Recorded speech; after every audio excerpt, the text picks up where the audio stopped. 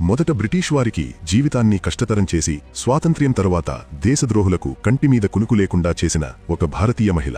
ఆమె పేరే రాణి గైదిన్లియు. కేవలం 15 సంవత్సరాల వయస్సులో 1930 నుండి 1932 మధ్య రాణి గైదిన్లియు నాగాలాండ్ మరియు చుట్టుపక్కల ప్రాంతాల్లో బ్రిటిష్ వారిపై అనేక దాడులు చేశారు. 1931లో బ్రిటిష్ వారు నాగా నాయకుడు జాదోనామ్ను ఉరితీశారు. ఈ ఘటన తరువాత రాణి గైదిన్లియు ఆయుధాలు చేపట్టి అస్సాం రైఫిల్స్ పోస్టులపై దాడి చేయడం ప్రారంభించారు. ఆమె అడవులలో రహస్యంగా నివసిస్తూ తనతో పాటు సుమారు 4000 మంది సాయుధ అనుచరులతో బ్రిటిష్ వారితో పోరాడారు. 1932 మార్చి 18న హంగ్రం గ్రామానికి చెందిన సుమారు 50 నుండి 60 మంది యోధులు విల్లు ఈటలతో బ్రిటిష్ సైనికులపై దాడి చేశారు. ఈ దాడులు బ్రిటిష్ వారికి తీవ్ర ఆందోళన కలిగించాయి. ఫలితంగా వారు అనేక గ్రామాలను తగలబెట్టి నాగా ప్రజలను తీవ్ర ఇబ్బందులకు గురిచేశారు. చివరికి 1932 అక్టోబర్ 17న బ్రిటిష్ వారు పులోమి గ్రామంలో రాణి గైదిన్లియును అరెస్టు చేశారు. ఆ తరువాత ఆమెను జైలుకు పంపారు. అక్కడ ఆమె 14 సంవత్సరాలు గడిపారు. 1947లో స్వాతంత్ర్యం వచ్చిన తరువాత కూడా, జైలు నుండి విడుదలైన తరువాత కూడా ఆమె పోరాటం కొనసాగించింది.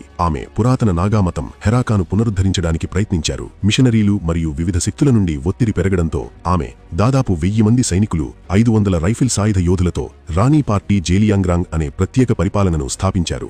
భారత ప్రభుత్వం ఆమెను దేశభక్తురాలిగా గుర్తించి ఆమెతో చర్చలు జరిపింది. 1966లో ఆమె కొండల నుండి కిందకు వచ్చి దేశంలోని ప్రధాన స్రవంతి ప్రజలతో మమేకమవడం ప్రారంభించింది. వయస్సు పైబడం మరియు ఆరోగ్యం క్షీణించడంతో ఆమె 1993 ఫిబ్రవరి 17న తన స్వంత గ్రామంలో కన్నుమూశారు. సరళంగా చెప్పాలంటే రాణి గైదిన్లియు బ్రిటిష్ వారిపై తిరుగుబాటు చేశారు. రహస్యంగా ఉంటూ బ్రిటిష్ వారితో పోరాడారు. దాదాపు 2 సంవత్సరాలు అజ్ఞాతంలో ఉన్న తరువాత దొరికారు. స్వాతంత్ర్య పోరాటంలో నాగా ప్రజలకు మద్దతుగా నిలిచారు. స్వాతంత్ర్యం వచ్చిన తరువాత కూడా ఆమె తన ప్రజల మతం కోసం పోరాటం కొనసాగించారు. అటువంటి భారతీయ మహిళకు వందనం.